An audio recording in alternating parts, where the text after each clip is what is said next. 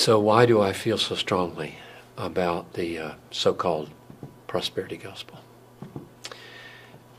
There's an easy answer, but before I give it, let me define it a little bit.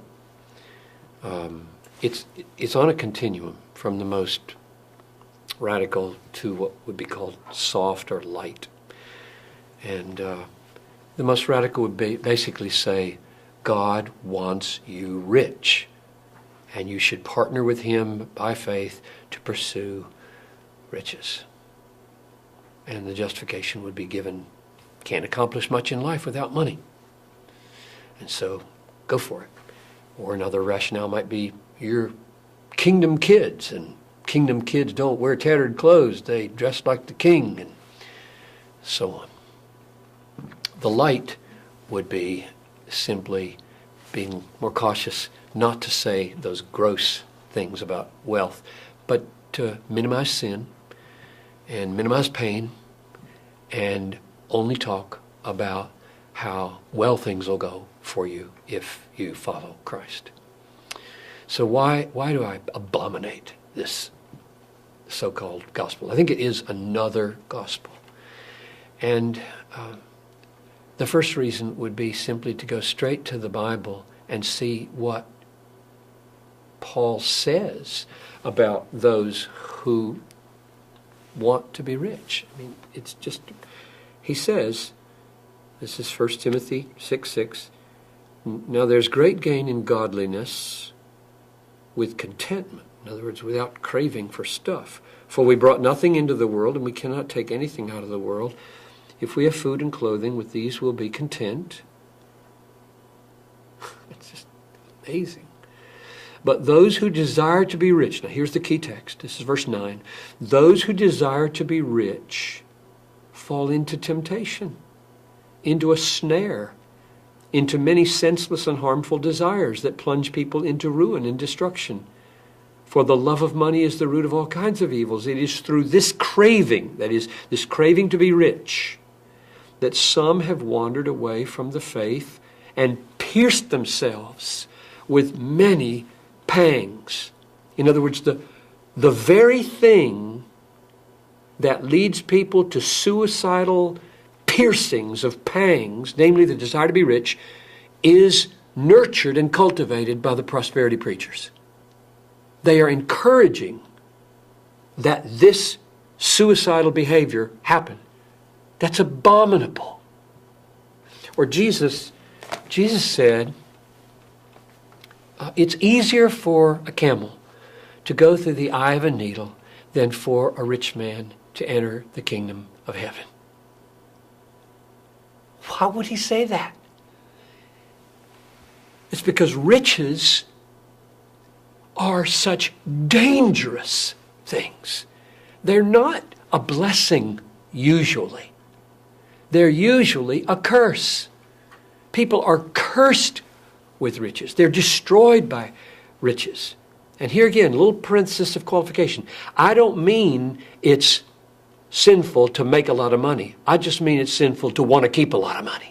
And it's suicidal to want to keep a lot of money. Bigger barns and bigger cars and bigger houses and bigger portfolios and finer clothes, and everything is growing with your income so that your conscience is getting harder and harder, because if you're a Christian at this point, your conscience is having to say, it's okay, it's okay.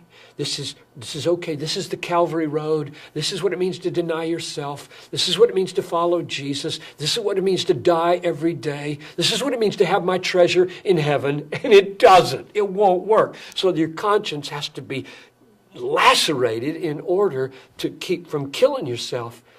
And so Jesus says it's hard for a rich man to get into the kingdom of heaven. Paul says those who desire to be rich fall into temptation and pierce themselves with many pangs. And along comes a prosperity preacher who says, yes, the Lord really wants you to be rich. We should pursue riches. Following Jesus is the pathway to riches. Riches are the sign of God's blessing. I'd just say those are in mutual contradiction for each other, and therefore this is deadly. Now, here's another reason I'm really upset about this. These prosperity preachers don't just talk to Americans who are already fairly well off and try to help them, become a little more rich. They get on their jets, their personal jets, and they fly to Africa or the Philippines. And they land and they gather a stadium full of 100,000 desperately poor people and tell them if they'll believe in Jesus, they'll get rich and all their needs will be met and their wives don't have miscarriages anymore, blah, blah, blah. Then they get in their jet with their pockets full and go home. That's wicked.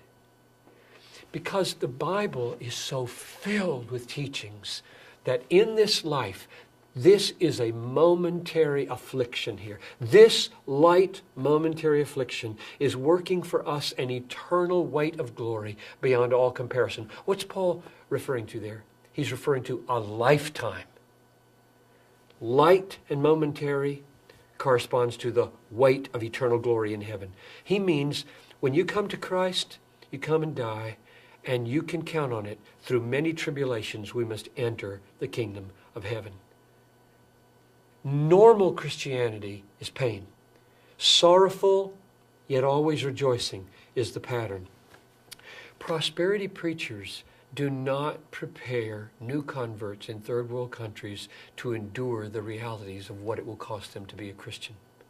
Here's another reason. There are 1,568 or so, as we talk, people groups in the world out of 13,000 that don't even have missionaries engaging them, and therefore everybody in them is without hope. Most of those 1,500 people groups are in very dangerous places, meaning if you go there, your kids might either get disease and die, or your wife might be captured and raped, or your family might be butchered and killed. Who's going to go? We have to go. Jesus said, make disciples of every people group, not just the easy ones, not just the comfortable ones. Who's going to go? The product of prosperity preachers? I don't think so. The people that are going to go are the people that have been taught that to follow Christ is to suffer, and it's brief. It's only 80 years. And then comes heaven.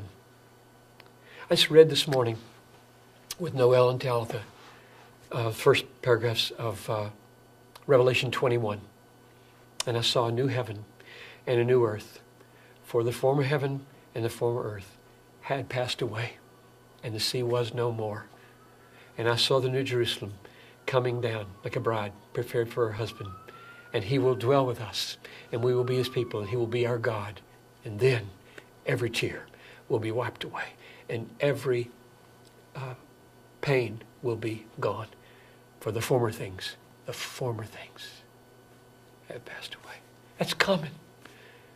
The essential biblical problem, maybe that's an overstatement, one of the essential biblical problems with the prosperity gospel is an over-realized eschatology. Meaning the things that are promised gloriously for us. We're all going to be rich. We're going to own the world. We're going to judge angels. Paul used that argument in 1 Corinthians 3. Don't you realize that you are going to inherit the world? The world is yours. Paulus is yours. Cephas is yours. Life is yours. Death is yours. And the conclusion he drew was, why would you boast in men?